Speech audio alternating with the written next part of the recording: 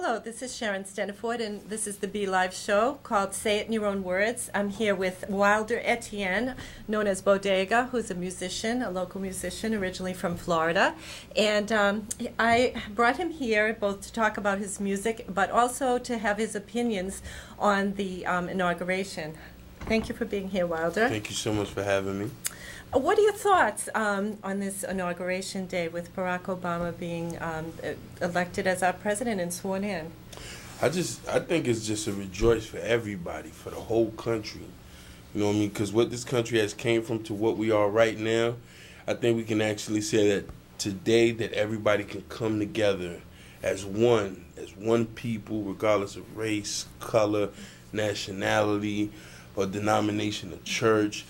All that doesn't matter. It's all about right now we celebrating somebody that's going to be in this office to work for us and to help us get this country back into the move of things. You know what I mean? That's what I think. You know what I mean? I was real happy to see everybody happy, everybody holding hands and just feeling good. You know what I mean? It's always hopeful. Good. You know what I mean? To feel the positiveness in the air. You know what I'm saying? And how do you feel it affects the young people and the old people? Do you think it affects them in different ways or similar? You know, I personally, to what I think throughout growing up, I always noticed that I think it affects old people more because, you know, old people seen this country grow from the beginning to what it is right now, and I think a lot of their dreams or aspiration has finally came true. Yes. Not saying that it's not affecting the young people in somewhat ways, but it's a little more different for them because, you know what I mean, they're new to this age. You know what I mean, these people seen this country grow and they actually seen from the turmoil, the fights, to right now they can rejoice and actually say that, okay, now we having a change right now. They said the word dream kept coming up, that people felt this was an amazing fulfillment of a dream, that, you know, other people who had gone before Martin Luther King, and that there's a sense of this can't really be real because it's almost too good to be real, I think people are feeling. I listened to reports about all over the world, from Indonesia, where he went to school. His classmates, one of his classmates who was a Boy Scout with him, you know, was remembering what Obama was like as a child and really rejoicing in that community in Indonesia. Also, even Ireland, where he had a great-great-great-grandfather immigrate from so long ago. They were baking cakes with Obama's name on it. And you know, Kenya, where Kenyans were rejoicing, and also they said their own elections were marred by ethnic violence, and they were looking at the U.S. as an example of how people could cooperate and make progress, and they were trying to emulate similar progress in their own country. So what do you think about the world's reaction to this? When Obama had got elected, there was a Metro paper that came out, and it said, "We finally have a global president." Yes. A global president, because you know, everybody from other countries view America as this big bad wolf. You know what I mean, coming in, tearing down, stopping people, or you know what I mean. We also have another side of we helping people, but they still, a lot of people still have a negative view about us. But now that Obama has been elected, they see that, okay, there's change here. You know what I mean? These people are getting along with each other, so, you know what I mean, it's like it's a good thing now for us. And he did talk about might not being the solution to everything, that he felt like the world looked at us, like you said, you know, as a bad, you know, aggressive force that doesn't want to reason. How we were discussing before how George Bush had said, dead or alive, right. You know, this is his attitude, Bush's attitude toward enemies, and I think the world is more respectful of Obama because he is willing to talk to them, to sit in the same room before, you know, firing the guns. He wants to sit down and see if diplomacy will work. Definitely. And that will be so valuable. That even also other places in the world, South America, I heard there were little cities that were giving people the day off so they could watch this on TV, which amazed me. Some people here didn't even get the day off to watch TV, but this is great. I think it will be so valuable to our standing in the world and our respect in the world to have somebody who's willing to listen. And what do you think about Barack and Michelle Obama's personality as fitting for the job? I know traditionally they want an older person who's very, distinguished looking and kind of experienced, and, he has his own kind of experience, but it seems like people love their personalities. Yes. One thing I noticed about Barack Obama, he's very charismatic, very easygoing, very outspoken. He just seems very charmable. And you have Michelle, on the other hand, she's very straightforward, very direct, speaks her mind, but she speaks it firmly. Yes. I think they're perfect because, where he might lack, she picks up. Complementary each other. She's his backbone. So I think they're going to do very well. And one thought I had is women really like Michelle, and women tend to be kind of critical of other women in the public eye, and they genuinely like her. They like her solidity as a person. Like you said, she really compliments. Like, he's very from the heart, I think, and she's also from the heart, but very sensible and, like business oriented, also firm. And I think people like that. And I noticed also there were a group of students who had made up a song. They were from, I think, Philadelphia area, and they got invited to this event today. And when they were told that they were going, they all burst into tears. I think a lot of people are emotional about this. Yes, it is. I was emotional. When I was in Florida, my mama said, finally, things can actually change and people can actually start loving each other now. And he used that word. I was a little surprised during his inauguration. He used the word love a lot, and I thought, you don't hear leaders using that word. You hear preachers using that word, but he used that word, and I thought, how appropriate, because the world is in such a crisis right now that he used that as something highly important that has to happen between nations and within this country.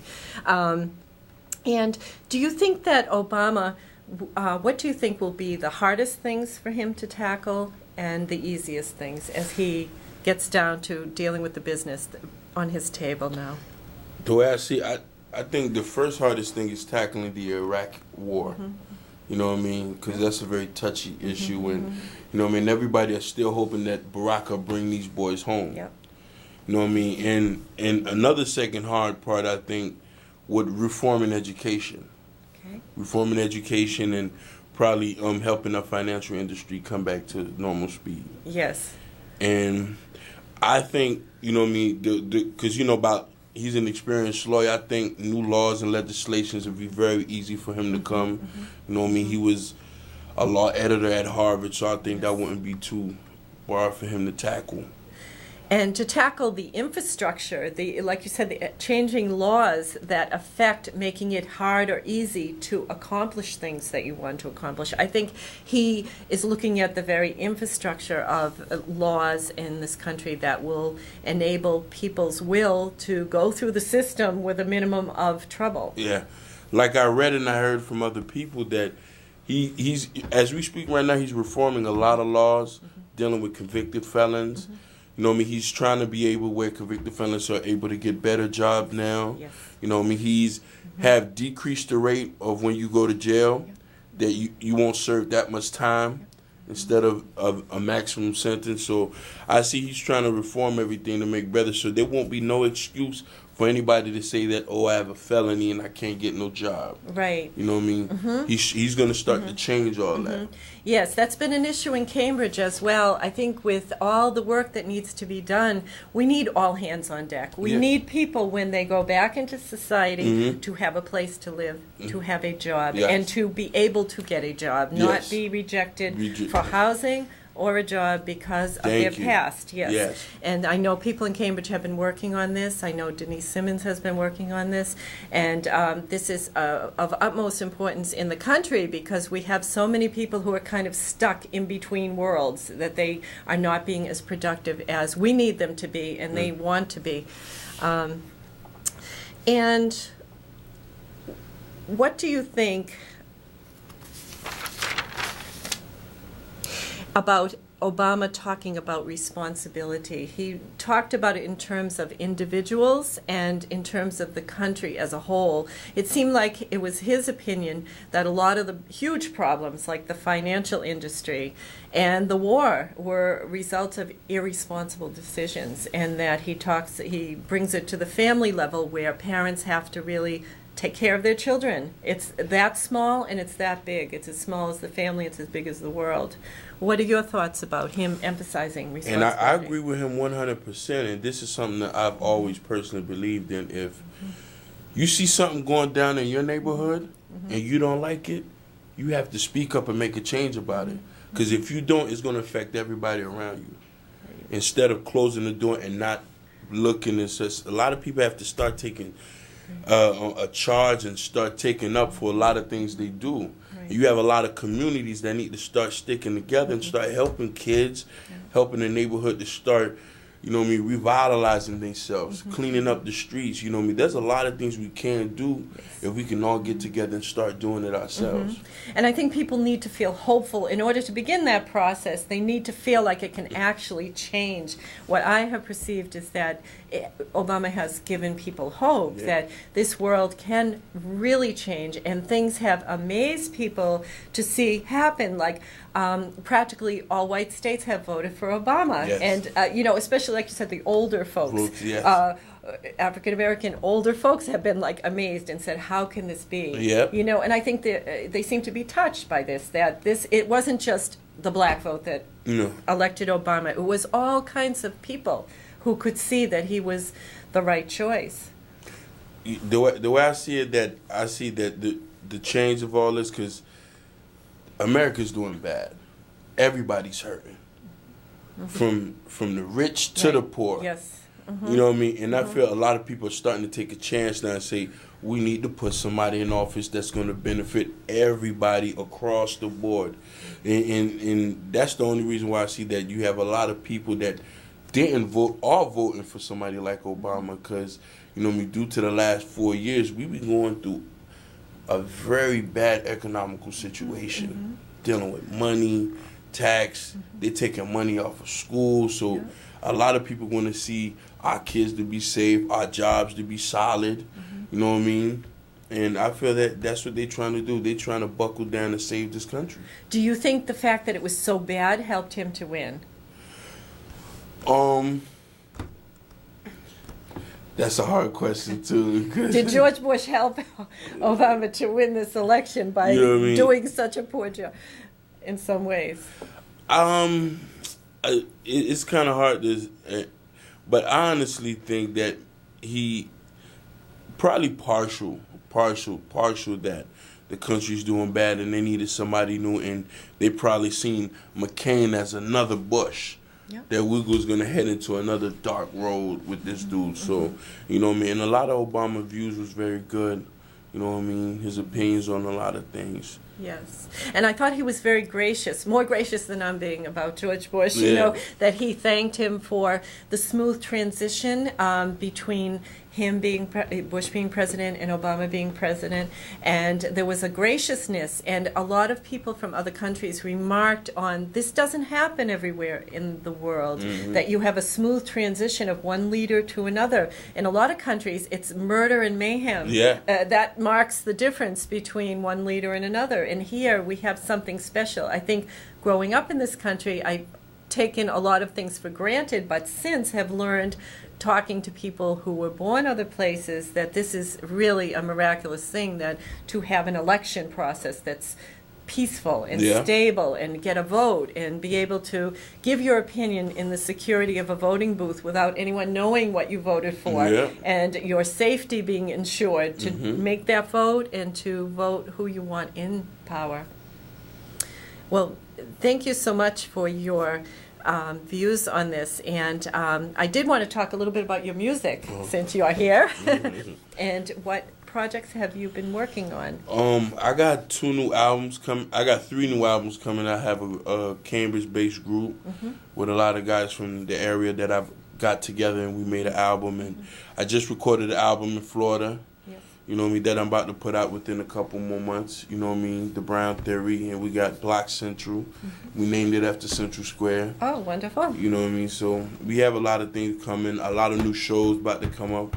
We about to set up a tour date soon to start touring different areas in the Northeast. And what's the name of your group? My group is called the River Boys. Okay. The River Boys. And who else is in that group? I got a dude by the name of Waco. I have Killjoy. He's another Cambridge cat. He's from the coast. And what do they play? What musical instruments? And do they sing? They make beats. Okay. Waco and BB make beats. I have another rapper named Spawn Raw. He makes beats as well, but he's also raps. And we have a female singer / rapper called Black Rose. She's down, and you got me. Okay. And what are the what kind of music is on these albums? Oh, we have a lot of R&B. We got one rock song that we did, and we have a lot of positive songs that we tryna, you know what I mean, songs that touch the people's heart to start to lift up. You know what I mean? And who wrote the songs? Oh, the whole group. You know what I mean? It was a collective of everything. Okay. And when you start to tour, when will the tour begin, and what kind of places will you perform? We're gonna start from Cambridge, and we're gonna do certain towns in Massachusetts, Worcester, Lawrence, and then we're gonna go from Connecticut. Then we're gonna go from Connecticut, then New Jersey, then New York. Oh, okay. So it's not just in the Cambridge area. And so where will people be able to see your itinerary? Oh, if you can catch us on MySpace, www.myspace.com/CarlosBrown1. Our group page has not been up yet, but it'll be up within the next coming weeks. But for now, you can catch me on Carlos Brown 1 or my friend's page, Spawn Raw, SPAWNRA Raw. Well, thank you very much for being on our show. And are there any other thoughts you would like to give us? Yeah, I just want to say that I just hope people look at this inauguration as a blessing for everybody. I say finally I can honestly say that we need to start looking inside on ourselves and start to put the hatred away and everything and start to come together. And you know what I mean, don't be scared to say hello to your fellow neighbor or somebody you don't know, or you see somebody hurt, help him. You know what I mean? Somebody's hungry, help him. You know what I mean? It's a good time now for us to start shaking hands and start being a family. That's what it's all about. America is built on change. It's built on immigrants. It's built on opportunity. You know what I mean? And I'm happy to be an American. I'm very happy to be an American, and my mother's happy to be an American. You know what I mean? And she's from Haiti. Yes. And her dream was to become a U.S. citizen. Yes. And she is one now. So my thing is, you know what I mean, I love my country. Me too. Thank you.